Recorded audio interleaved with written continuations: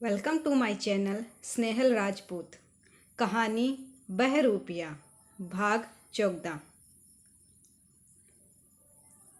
अपने परिवार के बीच सुरक्षित थी। अब सब कुछ शांत था।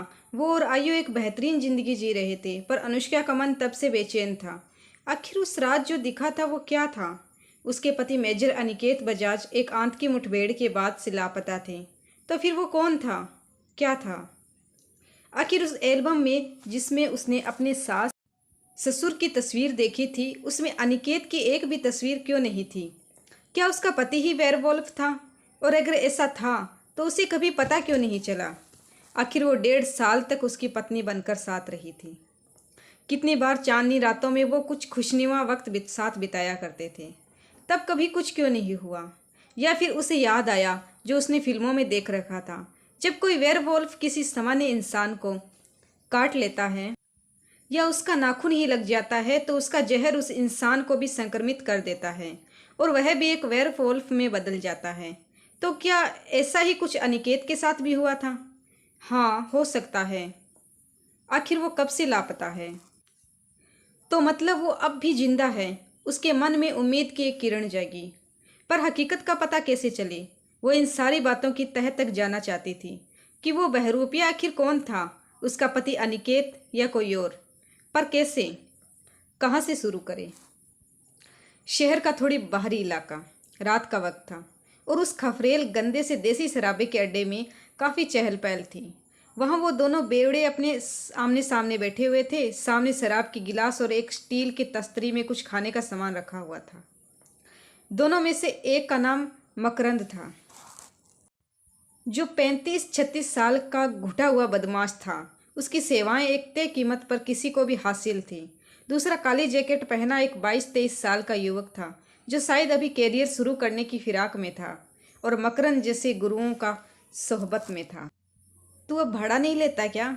एक बड़े सेठ का काम था, वो लड़का कुछ चबाता हुआ बोला। ना, मेरी तौबा, मेरी बाप की तौबा, मकरंद झुरझुरी लेता हुआ बोला। फिर वो थोड़ा आगे झुका।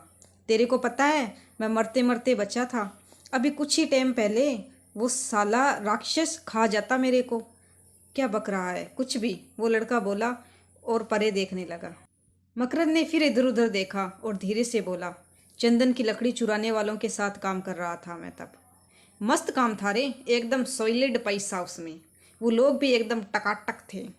पर उस रात पंगा हो गया। जब भी तो वो मिला था मेरे को, आधा इंसान आधा भेड़िया।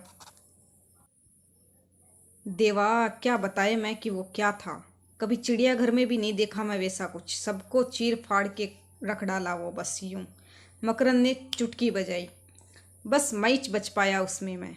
ये देख, ये उस चीज का काम है। वो अपने गाल पर बना एक गहरा घाव दिखाता और थोड़ा शेगी घबराता हुआ बोला,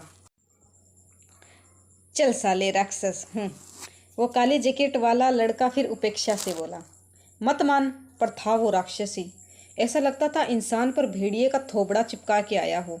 मकरंद बोला और सामने पड़ा गिलास एक सांस में गटक कर दिया। अब वो दोनों उठकर सुनसान रोड पर चल दिए थे।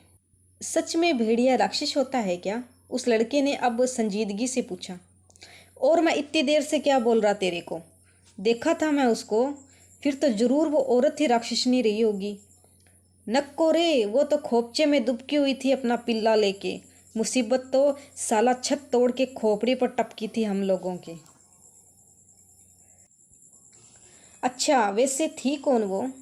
तेरे को क्या करना है? अब शादी बनाएगा उससे? मकरंद चिढ़कर बोला। फिर भी बता न कौन थी वो? अरे मेरे को नहीं मालूम वो कौन थी। साला मैं राक्षस का शटोरी बता रहा तेरे को। कहानी जारी है। कहानी का अगला भाग नेक्स्ट वीडियो में। धन्यवाद।